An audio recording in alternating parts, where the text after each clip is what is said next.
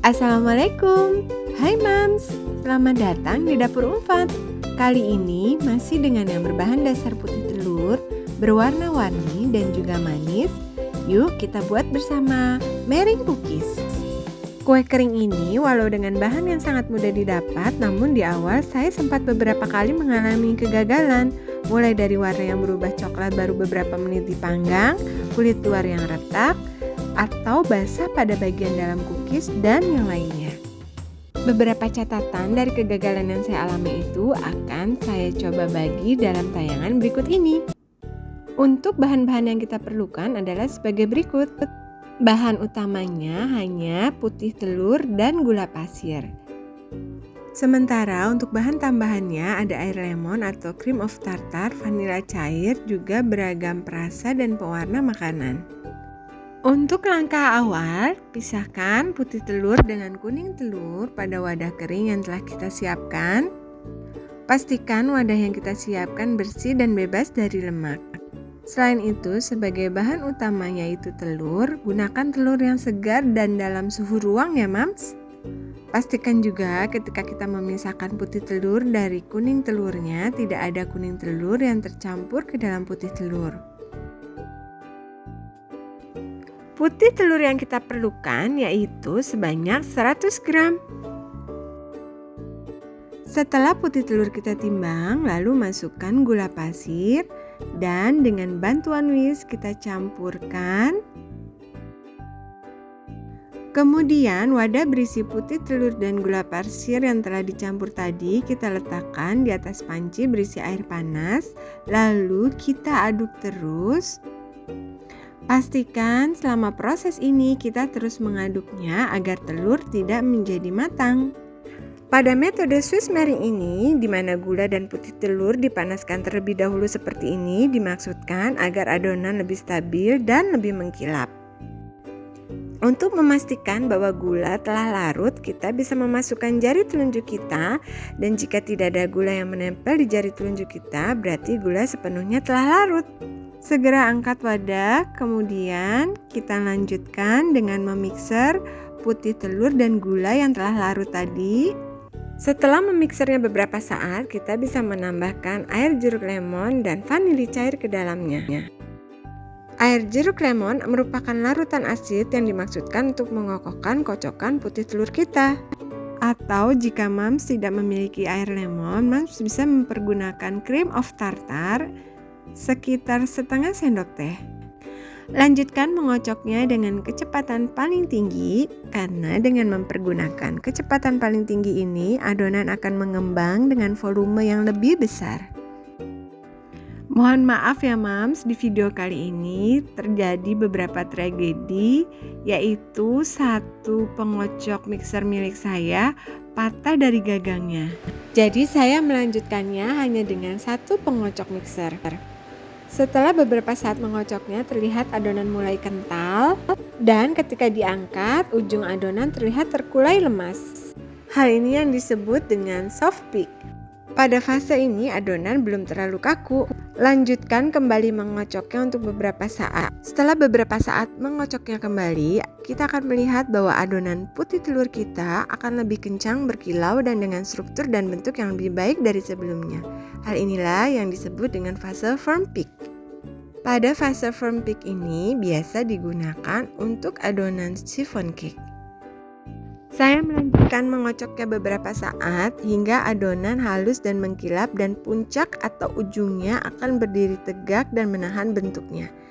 Nah, seperti ini ya Mams, inilah yang disebut dengan stiff peak. Jika kita membalikkan mangkok pada fase ini, maka adonan tidak akan terjatuh atau tergelincir. Pada fase inilah proses pengocokan bisa kita hentikan. Hindari pengocokan putih telur yang terlalu lama atau overwhip yang menyebabkan adonan putih telur kering dan pecah. Pengocokan putih telur yang baik akan menghasilkan adonan putih telur yang mengkilap, tidak pecah dan tidak kering. Dan berikut merupakan rangkuman mengenai konsistensi adonan putih telur mulai dari soft peak, firm peak, stiff peak, dan yang harus kita hindari tadi yaitu overwhip. Dan inilah konsistensi adonan meringue cookies yang kita inginkan, yaitu mengkilap dan ketika diangkat adonan tidak mudah jatuh. Setelah ini kita bisa lanjutkan membaginya ke beberapa wadah untuk masing-masing akan diberikan warna atau perasa sesuai dengan keinginan kita. Kali ini saya membaginya ke dalam 4 wadah yang akan saya berikan perasa atau pewarna makanan dengan 4 warna. Setelah terbagi dalam beberapa wadah, kita bisa menambahkan beberapa tetes perasa mulai dari stroberi, durian, blueberry, atau bubble gum dengan warna yang beraneka ragam. Lanjutkan mengaduk adonan meringue ini dengan beberapa perasa yang tadi telah kita tambahkan. Adonan meringue yang baik tidak akan berubah konsistensinya ketika diaduk dan dicampur dengan tambahan perasa atau pewarna. Kali ini karena saya tidak memiliki pewarna dari gel, saya mempergunakan pewarna biasa yang bisa kita peroleh di toko bahan kue, yaitu yang liquid. Dan alhamdulillah karena adonan meringuenya cukup kokoh, jadi dicampurkan dengan pewarna yang berasal dari liquid pun tidak merubah konsistensi dari adonan meringue. Dan inilah warna-warna yang telah saya siapkan. Kemudian untuk memasukkan beragam warna ini agar tercampur dengan baik membentuk konfigurasi warna yang cantik, saya menuangkan di atas plastik wrap untuk memudahkan dimasukkan ke dalam kantong segitiga selanjutnya. Cara yang saya lakukan ini merupakan salah satu cara untuk menghasilkan gradasi warna ketika kita mencetaknya dengan fluid di atas baking paper nanti. Namun jika Mams ingin lebih simpel, tidak menggunakan plastik wrap seperti ini, Mams bisa langsung mencetak adonan meringue yang berwarna-warni ini langsung ke dalam plastik segitiga secara berselang-seling. Nah, saya juga sempat mempraktekannya. Langsung saya masukkan ke dalam kantong segitiga seperti ini ya, Mams. Kita lanjutkan meringue yang telah kita tuangkan di atas plastik wrap itu, kemudian kita masukkan ke dalam kantong segitiga yang pada ujungnya telah kita beri fluid. Dan kita bisa mulai mencetaknya. Untuk kali pertama ini saya mencetaknya di atas gagang permen lollipop sehingga ketika matang nanti bentuknya akan menyerupai permen lollipop. Kita bisa mempergunakan beragam bentuk fluid untuk menjadikan meringue cookies ini menjadi bentuk yang cantik. Setelah selesai mencetaknya di atas gagang permen lollipop, saya mencetaknya dengan bentuk-bentuk mungil seperti ini yang akan memudahkan anak-anak untuk mengambilnya. Dan alhamdulillah loyang pertama berisi adonan meringue cookies berwarna-warni telah siap untuk dipanggang. Selanjutnya pada loyang yang kedua, adonan meringue cookies yang masih ada saya bentuk di atas gagang permen lollipop kembali, masih dengan pola bunga mawar pada bagian atas dan tambahan beberapa bentuk di bagian bawahnya.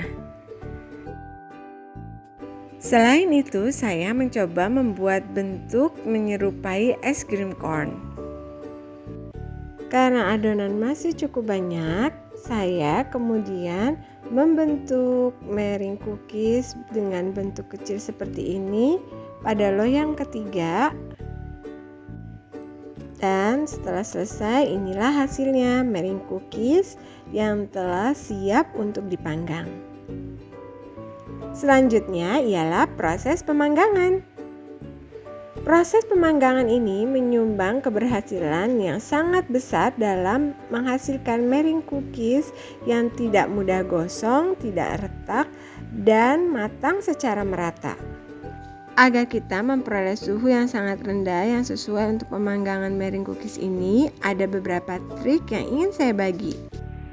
Trik pertama yaitu meletakkan loyang tambahan di bagian dalam oven sebelah atas dan meletakkan loyang tambahan pada bagian dalam oven sebelah bawah. Hal ini untuk mengendalikan suhu agar meringue cookies bisa matang secara perlahan. Mengingat meringue cookies ini termasuk jenis kue kering yang harus dipanggang dengan suhu yang sangat rendah dan durasi pemanggangan yang lebih panjang. Setelah sebelumnya dipanaskan terlebih dahulu, masukkan loyang berisi adonan meringue cookies ke dalam oven. Trik kedua, agar meringue cookies kita tidak cepat gosong dan warnanya tetap cantik, kita bisa membuka sedikit pintu oven selama proses pemanggangan. Panggang dengan api atas bawah selama 1,5 jam dengan suhu 90-100 derajat Celcius. Setelah matang, biarkan selama 5 menit sampai 10 menit meringue cookies di dalam oven sampai suhu turun secara perlahan. Setelah itu, keluarkan dari oven dan kita bisa mulai melepas meringue cookies dari alas silpat atau baking paper.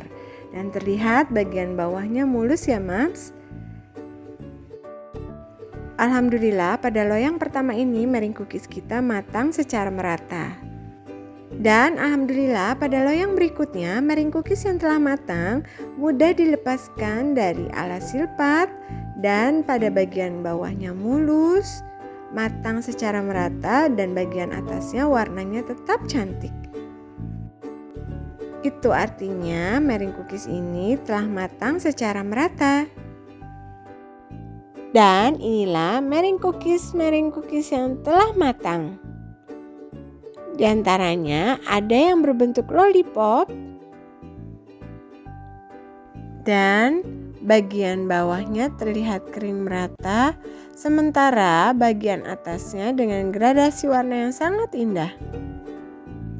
Jika Mams berniat untuk menjual meringue cookies ini bisa kita letakkan dalam kemasan seperti toples berikut ini.